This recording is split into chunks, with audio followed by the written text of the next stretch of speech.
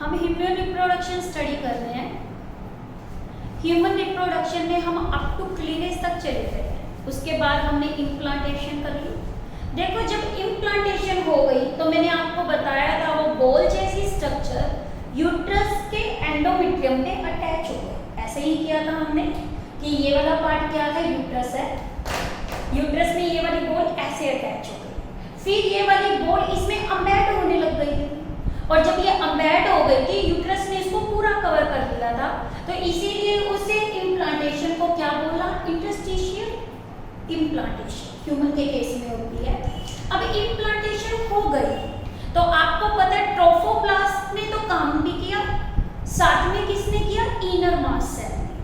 यानी कि ये इनर मास सेल अब अपने आप को क्या करेगी, डेवलपमेंट में लेके जाएगी। यानी गैस्ट्यूलेशन क्या होता है, गैस्ट्यूलेशन के अंदर जो हमारा क्या बनता है, गैस्ट्यूलेशन simply formation of गैस्ट्यूला from blastula. ठीक है, सिंपली देखो, आपको पता है सबसे पहले क्लीवेज से जो बना था वो ब्लास्ट्यूला बना था। ह्यूमन के केस में से ब्लास्टोसिस्ट बोलते हैं, और जब ये कन्वर्ट हुआ तो किस में कन्वर्ट हुआ, गैस्ट्यूला में। गैस्ट्यूला क्या होता है, विद प्राइमरी जर्म लेयर, और प्राइमरी जर्म लेयर्स क्या होती हैं, आपकी 3 जर्म लेयर्स होती हैं। एक होती है एक्टोडर्म, सेकंड क्या होती है, मेसोडर्म, थर्ड लेयर कौन सी होती है, एंडोडर्म। यानी कि ब्लास्ट्यूला जब कन्वर्ट हो जाता है गैस्ट्यूला में तो इसमें क्या होता है, नंबर ऑफ सेल इंक्रीज नहीं होता, और ये प्रोसेस जो होता है कैसे होता है, by the rearrangement of cell. Blastula से जब बनता है ये कैसे होता है, बाय रीअरेंजमेंट ऑफ सेल्स। जो ये रीअरेंजमेंट ऑफ सेल्स है तो इसमें सेल्स की क्या होती है, मूवमेंट्स होती है, और सेल्स की जो ये मूवमेंट्स है इन्हें नाम दिया जाता है क्या, मॉर्फोजेनेटिक मूवमेंट्स। अब आपका क्वेश्चन आ जाए किसी भी कंपटीशन में और में कि मॉर्फोजेनेटिक मूवमेंट्स कौन से प्रोसेस के टाइम होती है, ये होती है गैस्ट्यूलेशन के टाइम पे। यानी कि क्या है, इसकी वजह से मॉर्फोलॉजिकल मूवमेंट्स की वजह से जो एम्ब्रियो की शेप चेंज हो जाती है और उसकी मॉर्फोलॉजी क्या हो जाती है, चेंज। मॉर्फोलॉजिकल जो मॉर्फो में एक्सटर्नल, जेनेटिकली मतलब जीन्स की वजह से ये मूवमेंट ऑटोमेटिकली अपने आप होते रहती है, और उसको कंट्रोल कौन करता है, जीन्स करता है। और यानी कि इसीलिए मूवमेंट्स को हम क्या बोलते हैं, मॉर्फोजेनेटिक मूवमेंट्स। ये मूवमेंट्स क्या करती हैं, जो ये morphogenetic movements help to attain new shape, help to attain new shape and morphology of embryo। ठीक है, क्या बताया आपको, the transformation of the blastula into the gastrula by the rearrangement of cell, it is called gastrulation। और gastrulation number of cell does not get increased, only the rearrangement of the cells take place with the help of cell movement, and these cell movements are called morphogenetic movements। और ये morphogenetic movements होती है, ये क्या करती है, नई shape देती है और morphology करती है, help to attain या provides new shape, ठीक है, and morphology किसको, आपको, of embryo। ठीक है, अब देखो जो गैस्ट्यूलेशन है ये प्रोसेस कैसा है, रैपिड प्रोसेस। कैसा है, रैपिड। इन मूवमेंट्स को ऑब्जर्व करना काफी क्या है, डिफिकल्ट है। क्या बताया, ये रैपिड प्रोसेस है और ये ऑब्जर्व करना काफी क्या है, मुश्किल है। अब देखो ये कब स्टार्ट होता है, जो फर्स्ट 3 जो हमारा क्या है, ये गैस्ट्यूलेशन मूवमेंट जब भी स्टार्ट होती है वो ये मेजर इवेंट है, कब, 3rd वीक ऑफ 12th है। इट इज द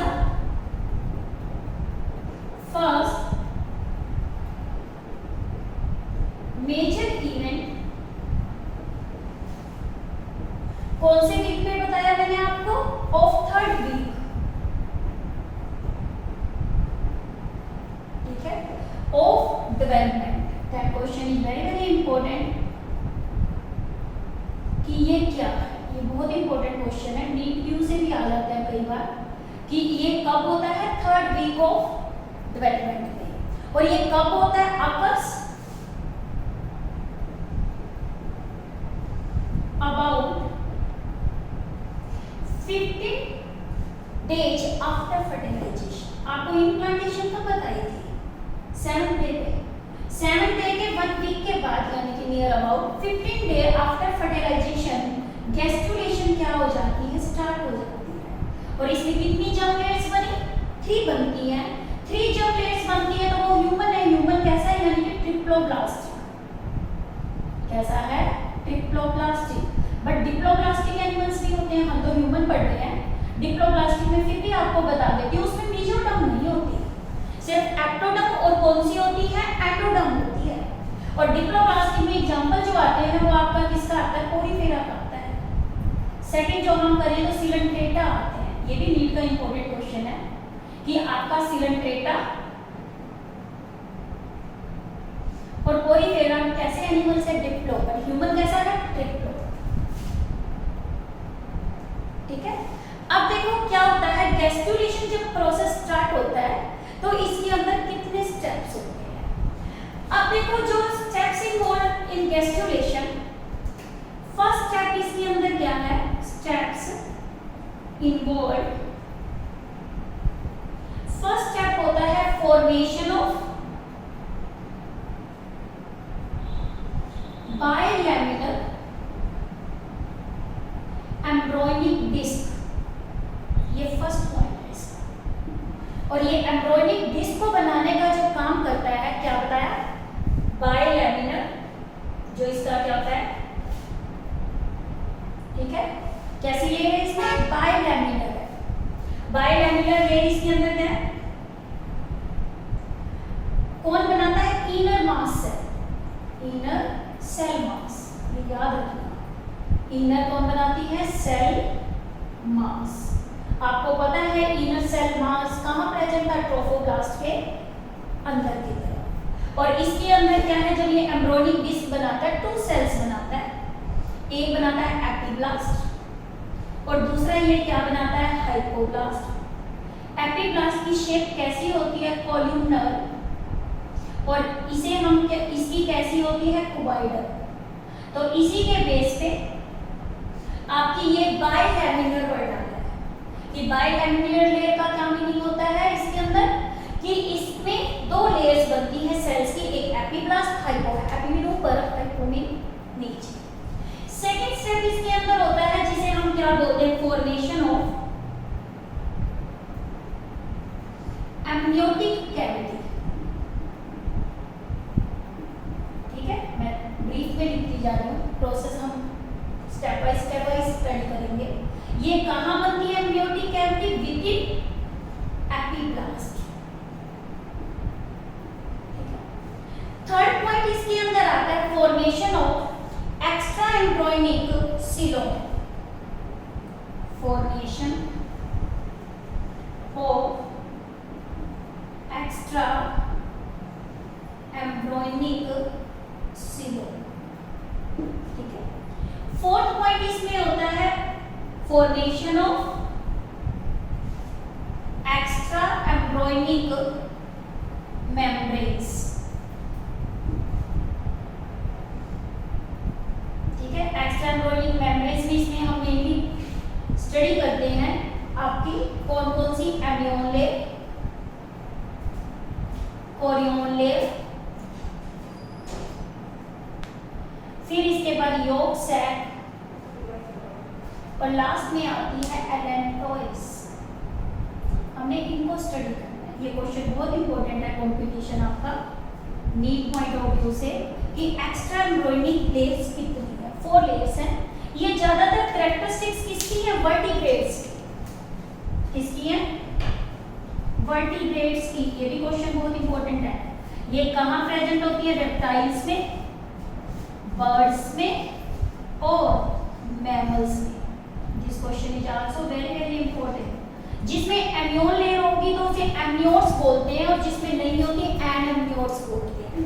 यानी पहले वाले जो एनिमल्स आते हैं, फिशेस वगैरह, ये सारी एनेमनियोट्स के अंदर आती हैं। क्या बताया आपको? 4 पॉइंट करवा दिए। फर्स्ट आपको कौन सा करवाया? फॉर्मेशन ऑफ बाइलैटरल एम्ब्रॉयनिंग डिस्क, या सिंपल कर लो आप फॉर्मेशन ऑफ एम्ब्रॉयनिंग डिस्क। सेकंड इसके अंदर आता है, तो इसके अंदर सेकंड जो आता है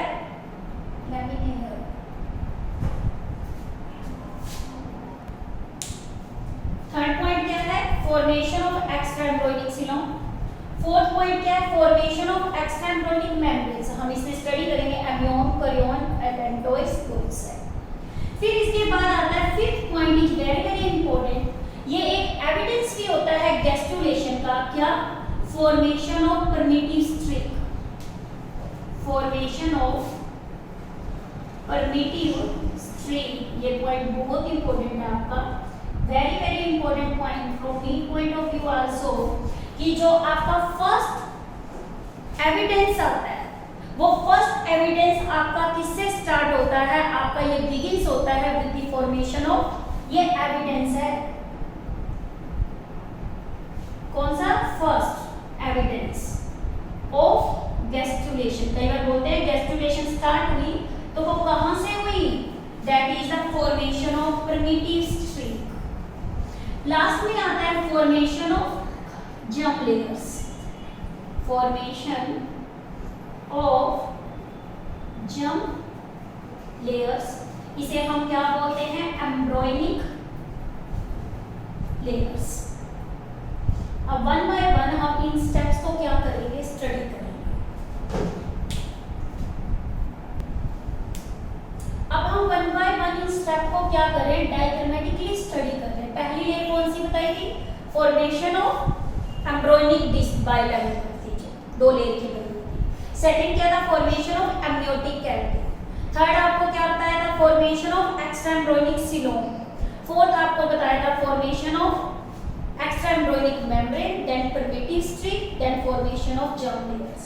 सबसे पहले देखो, आपको पता ही है इसमें हमने क्या किया था कि ब्लास्टुला कन्वर्ट होता है किसमें? गैस्ट्रुला।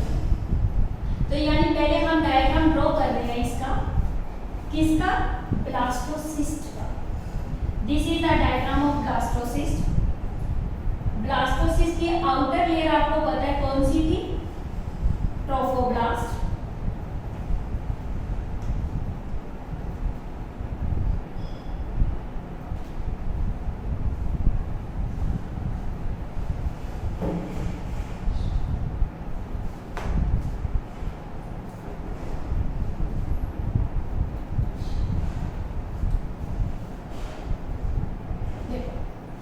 ये डायग्राम हमारा ब्लास्टोसिस्ट है। इस ब्लास्टोसिस्ट में आपको बताया ये क्या है? Inner mass cell. क्या है? Inner mass cell. डायग्राम किसका है? ब्लास्टोसिस्ट। और ये लेयर कौन सी बताई आपको? ट्रोफोब्लास्ट। और ये क्या थी? Inner mass cell. मैंने आपको पहला पॉइंट बताया था क्या? Formation of embryonic disc. Embryonic disc जो बनाता है वो कौन बनाता है? इनर मास सेल बनाता है। ये इनर मास सेल जब एम्ब्रॉयनिक डिस्क बनाता है तो इनर मास सेल अपने आप को डिफरेंशिएट कर लेता है 2 लेयर्स में। इनर मास सेल क्या करता है? अपने आप को डिफरेंशिएट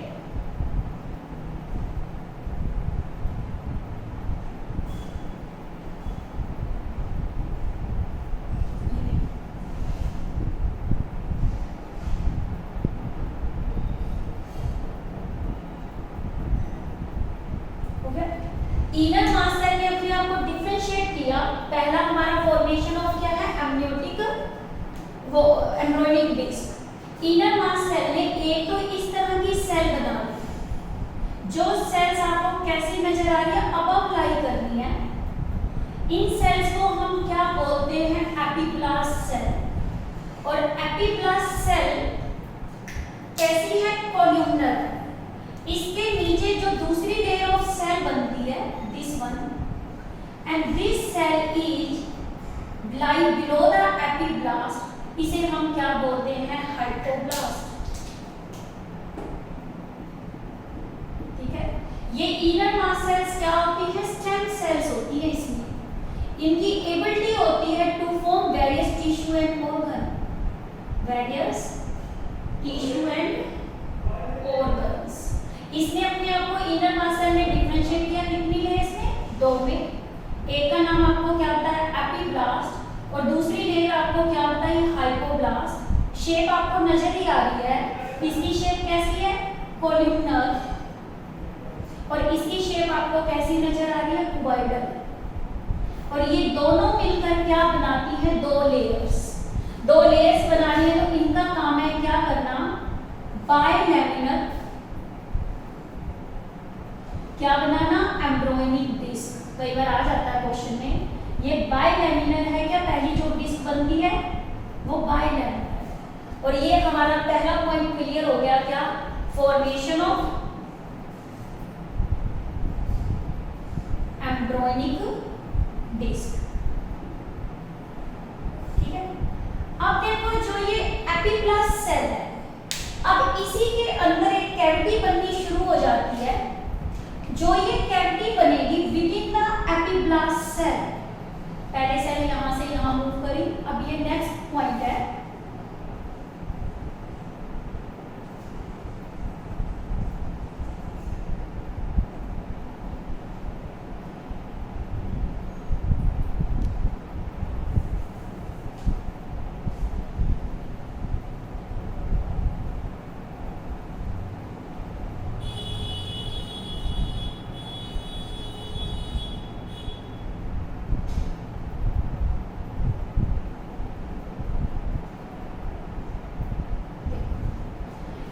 एपिब्लास्ट सेल और ट्रोफोब्लास्ट के बीच में एक क्या बन गई? कैविटी बन गई।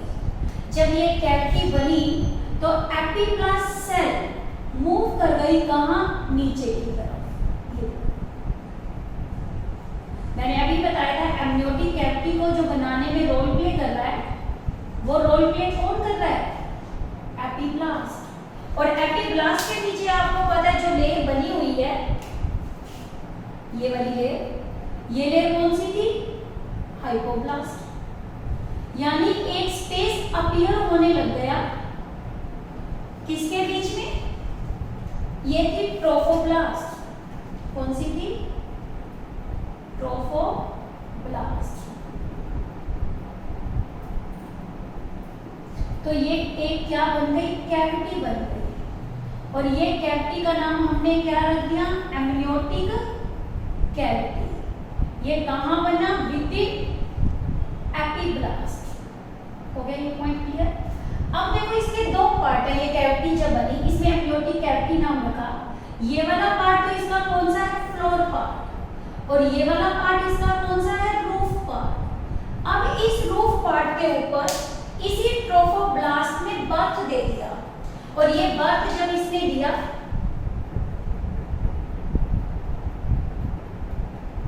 तो किसको दिया? सेल को। और इन सेल्स को हम बोलते हैं एम्नियोजेनिक सेल। आप देखो यहाँ पे मैंने ब्लैक कलर से ही ड्रॉ की है, क्योंकि इसको बर्थ जो देता है वो कौन देता है? ट्रोफोब्लास्ट। और ये रूफ है, रूफ जिसका बना हुआ है उस सेल्स को हम क्या बोलते हैं? एम्नियोजेनिक सेल। और एम्नियोजेनिक सेल को जो बर्थ देती है वो कौन देती है? ट्रोफोब्लास्ट। कौन देती है? ट्रोफोब्लास्ट। ये क्वेश्चन भी बहुत इंपॉर्टेंट है, 3 पॉइंट हो गई उसे।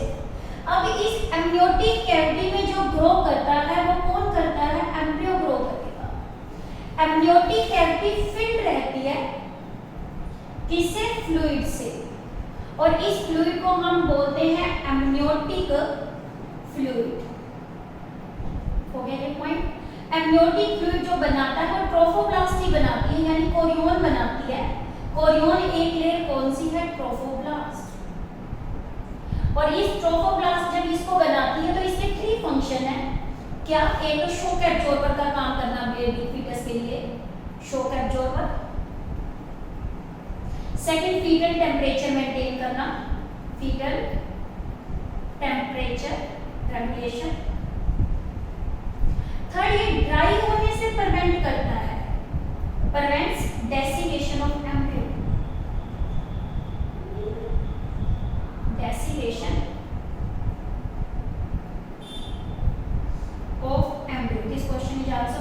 इंपॉर्टेंट कि इसको कौन बनाता है, ट्रोफोब्लास्ट ही बनाती है यानी कोरियोन। कितने फंक्शन है एम्नियोटिक फ्लूइड के? 3। शॉक एब्जॉर्बर मदर के वूम के अंदर, जब इस एम्नियोटिक कैविटी के अंदर बेबी है तो इस केस के अंदर तो वो उसके अंदर मूव कर रहा है तो उसको कोई शॉक ना लगे, ताकि फीटल टेम्परेचर को मेंटेन रखे, इसको ड्राई होने से प्रिवेंट करे। जिस मदर के अंदर ये वाला फ्लूइड कम होने लग जाता है तो उसको बेबी के ड्राई होने का डर रहता है, उसकी डेवलपमेंट रुक सकती है। तो इसीलिए डॉक्टर रिकमेंड करता है उसे क्या है, वाटरी फ्लूइड ज़्यादा इनटेक करने के लिए, ताकि एम्नियोटिक फ्लूइड बनने लग जाए। और यही कैविटी रप्चर करती है जब बेबी को बाहर आना होता है तो ये फ्लूइड लीक कर जाता है। लीक करना वो लास्ट में आपका कौन सा है, पार्ट्यूरेशन। तो जब इसमें ये कैविटी ब्रेक होगी तो फ्लूइड बाहर आएगा, यानी बेबी अब गेस्टेशन पीरियड क्या कर चुका है, कंप्लीट कर चुका है। एक वेरी वेरी इंपॉर्टेंट, इस फ्लूइड का एक और इम्पोर्टेंट काम है, यदि इस बच्चे को कोई जेनेटिक डिसऑर्डर है यानी पैदाइशी कोई इसको बीमारी है जन्म से ही, जैसे उसको कोई क्रोमोसोमल डिसऑर्डर है, एक क्रोमोसोम कम हो जाए, जैसे डाउन सिंड्रोम बीमारी वगैरह आ जाती है डिजीज, जो हम स्टडी करेंगे इसके अंदर जेनेटिक्स के अंदर। तो इसमें हम इस एम्ब्रियो को स्टडी करने के लिए एक टेक्निक अप्लाई करते हैं जिसे बोलते हैं amniocentesis. It is also study in detail in reproductive health. Amniocentesis का क्या मतलब है, एम्नियोटिक फ्लूइड ले लेना, कहाँ से, एम्नियोटिक कैविटी से, with the help of leader, फिर उसको स्टडी करना और उसके क्रोमोसोमल को स्टडी करना, क्रोमोसोमल पैटर्न सही है यानी उसके जेनेटिक डिसऑर्डर को स्टडी करना। तो इसीलिए एम्नियोसेंटेंसिस के आपका रिलेटेड किससे है, एम्नियोटिक कैविटी से। अब पता चल गया एम्नियोटिक कैविटी को किसने बनाया, एपिब्लास्ट ने बनाया। फिर इसको बताया कि ये कैविटी क्या है, एम्ब्रियो को सेट कर देती है और उसके दोनों पोजीशन सेट कर देगी, एक हेड रीजन और एक टेल। हेड वाले को क्या बोलते हैं, हेड रीजन यानी कि सिफेलिक, और टेल वाले को क्या बोलते हैं, कोड। यहाँ यानी कि इस तरह से एक एम्ब्रियो इसमें सेट हो जाएगा। थर्ड आपको बताया था, ये क्या था आपका, फॉर्मेशन ऑफ एम्नियोटिक कैविटी। ये डिटेल में हम कर चुके हैं, ये क्वेश्चन भी बहुत इंपॉर्टेंट है, रिप्रोडक्टिव हेल्थ में हम इसको डिटेल में स्टडी करेंगे। अब देखो जब ये एम्नियोटिक कैविटी बन गई, अब फॉर्मेशन किसकी होती है, एक्स्ट्रा एम्ब्रोनिक सीलोम की। एक्स्ट्रा एम्ब्रोनिक सीलोम है, उसको बनाता कौन है, ट्रोफोप्लास्ट, और उसको हम एक्स्ट्रा एम्ब्रोनिक क्या बोलते हैं, एक्स्ट्रा एम्ब्रोनिक। कैसे, देखो इसके बाद ये वाला पार्ट अंदर की तरफ फॉर्मेशन होगी तो वो किसकी होगी, एक्स्ट्रा एम्ब्रोनिक सीलोम की। सबसे पहले कैविटी अपीयर करवाई, उसमें रूफ और उसकी फॉर्मेशन कर दी। थर्ड पॉइंट आता है क्या आपका, formation of extra embryonic coelom. बोलो ये पॉइंट क्लियर हुआ। Extra embryonic coelom formed by किसे, ट्रोफोब्लास्ट से। ट्रोफोब्लास्ट बनाती है, ठीक है। और ये जो हमारी ये ट्रोफोब्लास्ट सेल्स किसको बर्थ देती है, एक्स्ट्रा एम्ब्रोनिक सीलोम को। तो इसके अंदर ये क्या है, इसे हम एक्स्ट्रा सीलोमिक क्यों बोलते हैं, एक्स्ट्रा सीलोमिक, एक्स्ट्रा एम्ब्रोनिक क्यों बोलते हैं। एम्ब्रियो तो आपको पता है यह एम्नियोटिक कैविटी में लाई कर रहा है, और ये सीलोम कहाँ लाई करती है, इट लाइज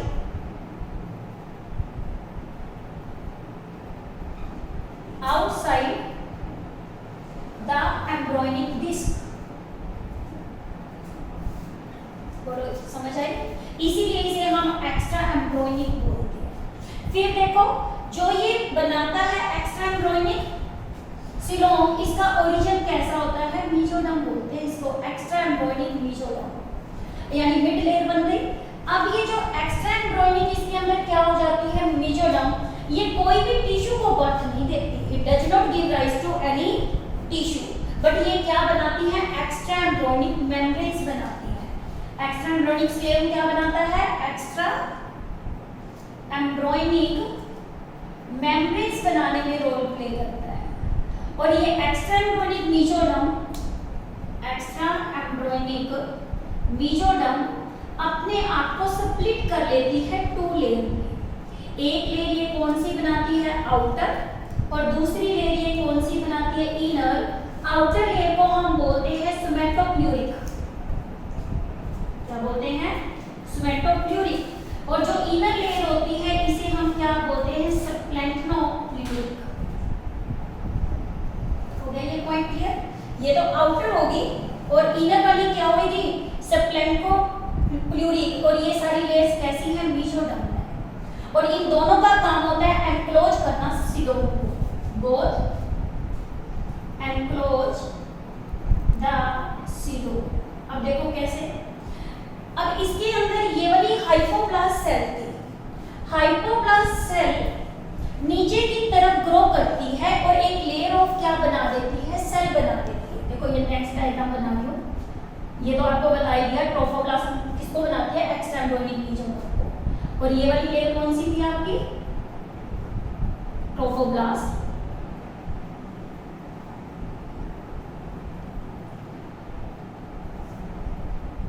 ठीक है, अब देखो ये ट्रोफोब्लास्ट सेल है, वो वाली लेयर नीचे की तरफ मैंने आपको बताया क्या करती है, एक लेयर बना रही है। कैसे ये लेयर बना रही है, देखो एपिब्लास्ट तो यही थी,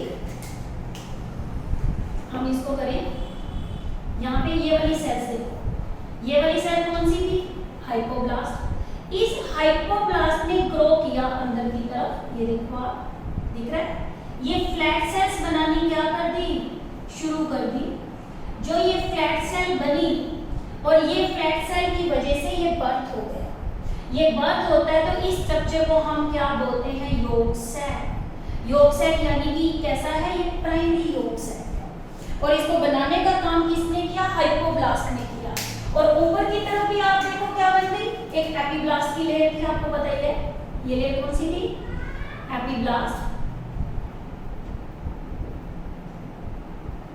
इस एपिब्लास्ट के ऊपर जो हमने फॉर्मेशन करी थी वो किसकी करी थी, एम्नियोटिक कैविटी की।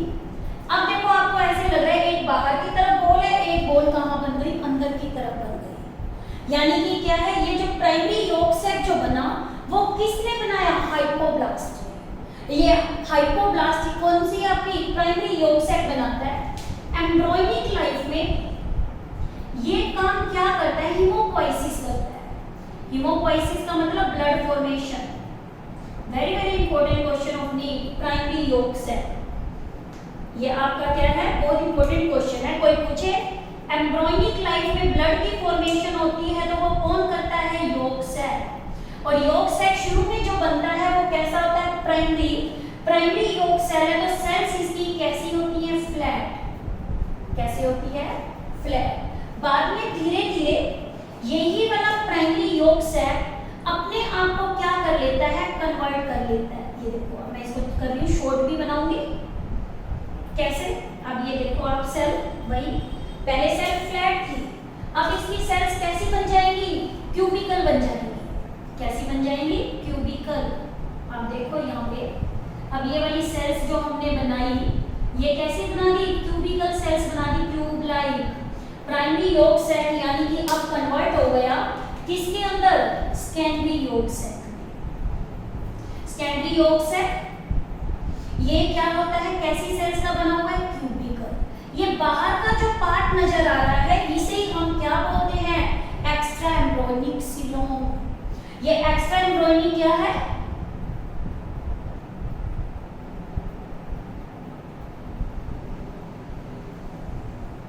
Embryonic coelom. बताया था ये कहाँ लाई कर रहा है, एम्ब्रियोनिक डिस्क के बाद। एम्ब्रियोनिक डिस्क तो ये कहाँ लाई कर रहा है, इसके बाद। बना कौन रही थी, ट्रोफोब्लास्ट। ये अपने आप को दो लेयर में स्प्लिट करता है। जब ये अपने आप को दो लेयर में स्प्लिट कर रहा है, मैं इसमें एक बार डिमार्केशन कर रही हूँ कलर से कि इसमें ये बीच में से स्प्लिटिंग हुई तो एक तो इसने ट्रोफोब्लास्ट के अंदर की तरफ लेयर बना दी। देखो आप क्या बना दी, ट्रोफोब्लास्ट के अंदर की तरफ लेयर। और ये वाली ग्रीन लेयर आपकी कहाँ तक जाती जा रही है, देखो ये सारे ऊपर तक जाती जा रही है। ठीक है, सेकंड इसकी जब स्प्लिटिंग हुई तो इसने क्या किया, यहाँ भी इसकी एक लेयर यहाँ बना दी। हाइपोब्लास्ट फ्यूजन में एंडोडर्म बनाता है, एपिब्लास्ट क्या बनाता है, एक्टोडर्म। ये क्या बनाता है, एक्टोडर्म। इसे बोलते हैं परमिटिव एक्टोडर्म। और हाइपोब्लास्ट क्या बनाता है, परमिटिव एंडोडर्म। यानी कि इसने इन सेल्स को जब बर्थ दिया तो ये वाली सेल्स कौन सी होती है? Endoderm cells. और यहाँ पे जब ये ब्रेक हो गया तो दो लेयर बनी, एक ब्लू नजर आ रही है और एक ब्लैक। ये जो एक आपको ब्लैक नजर आ रही है, एक ग्रीन नजर आ रही है। ये ग्रीन वाली कौन सी है? सोमैटोप्यूरिक। बोलो ये पॉइंट क्लियर हुआ? सोमैटोप्यूरिक। एक अंदर की तरफ नजर आ रही है, इसे हम क्या बोलते हैं? सप्लेंक्नोप्यूरिक। अब ध्यान देना आप यहाँ पे, जो ये वाली लेयर है कौन सी आपकी? ट्रोफोप्लास्ट। तो बाहर ये देखो ये वाला पार्ट यहाँ पे, तो ये क्या है? ट्रोफोप्लास्ट। अंदर वाली कौन सी है? सोमैटोप्यूरिक। और ये दोनों मिलकर जो लेयर बनाती है इन्हें हम बोलते हैं Korean layer. Point to be noted, Korean layer जो बनती है वो कैसे बनती है? कैसे बताइए आपको कोरियन लेयर? बताओ। कोरियन लेयर को जो बनाया, कोरियन लेयर कौन बना रही है? ट्रोफोप्लास्ट ही बना रही है। इसकी एक आउटर लेयर है और एक लेयर कौन सी है? इनर। आउटर वाली कौन सी थी? ट्रोफोब्लास्ट। कौन सी थी? ट्रोफोब्लास्ट। और इनर वाली कौन सी थी? सोमैटोप्यूरिक। बोलो ये पॉइंट क्लियर हो गया? फिर देखो जो ऊपर वाली लेयर है, ये वाली लेयर, यहाँ पे मैंने ये सर्कल डाल दिया, इस लेयर को हम कौन सी लेयर बोलते हैं? एम्नियोन। क्या बोलते हैं? एम्नियोन लेयर बोलते हैं। एम्नियोन लेयर कैसे बनी? एम्नियोन लेयर की जो फॉर्मेशन होती है वो कैसे हुई? इसमें भी दो लेयर है, अंदर की तरफ ब्लैक, एक तो कौन सी? इनर, और एक लेयर इसमें भी कौन सी है? आउटर। आउटर तो ग्रीन ही नजर आ रही है, ग्रीन का नाम क्या था? सोमैटो। इसमें बस यही फर्क होता है, इसकी जो इनर है वो तो ट्रोफोब्लास्ट है। कौन सी है? ट्रोफोब्लास्ट। और इसकी जो आउटर होती है वो कौन सी है? सोमैटोप्यूरिक। यहाँ से इसमें क्या है? कंट्रोवर्सल है। क्या बताइए? Somatopleuric. This question is very very important from NEET point of view. कौन कौन बनाता है? एम्नियोन और कोरियन है तो सेम, बट जो अरेंजमेंट है वो अलग अलग है। इसमें ट्रोफोब्लास्ट बाहर होती है, इसमें ट्रोफोब्लास्ट क्या होती है? अंदर। थर्ड आपका आता है कौन सा? Yolk sac. योग सैक के अंदर आप देखो ये योग सैक था। ये वाली सेल्स कौन सी थी? एंडोडर्म। किसने बनाई थी? हाइपोप्लास्ट ने। और इसके बाहर वाली सप्लेंक्नोप्यूरिक। यानी योग सैक की भी दो लेयर है, एक आपकी कौन सी? आउटर, और एक कौन सी है? इनर। इनर लेयर कौन सी है? एंडोडर्म। क्या है? एंडोडर्म। और आउटर लेयर जो इसके अंदर प्रेजेंट होती है उसे हम क्या बोलते हैं? सप्लेंक्नोप्यूरिक।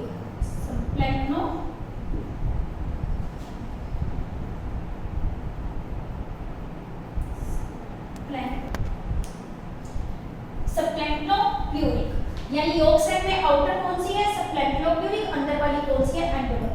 योग सैक ही एलेंटोइस को बर्थ देता है। किसको बर्थ देता है? एलेंटोइस को। इसमें भी सेम अरेंज है। क्या है? सेम, क्योंकि बर्थ यही दे रहा है। इसकी अंदर वाली इनर होती है एंडोडर्म, और सप्लेंक्नो क्या होती है? इसकी आउटर।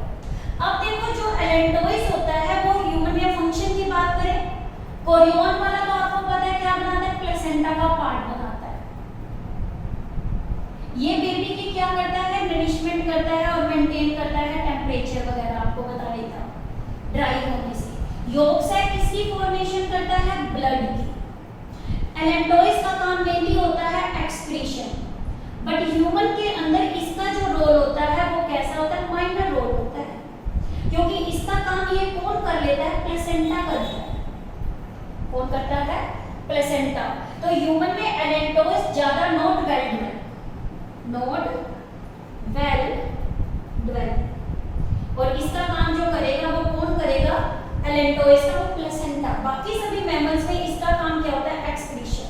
और ये यूरिनरी ब्लैडर भी बनाने में हेल्प करता है। ह्यूमन के केस में नहीं, बाकी मैमल्स में, एक्सेप्ट ह्यूमन के अंदर ये ज्यादा वेल डेवलप नहीं है। और इसका काम सिर्फ जो होता है वो एक्सक्रीशन। बाकी अदर मैमल्स में ये इंपॉर्टेंट क्या करता है? Role play. हमने यहाँ तक कर लिया कि जो फॉर्मेशन कितनी कर ली? 4 मेम्ब्रेन्स की। कौन कौन सी? Amnion, chorion, allantois, yolk sac. Further step हम क्या करेंगे नेक्स्ट लेक्चर।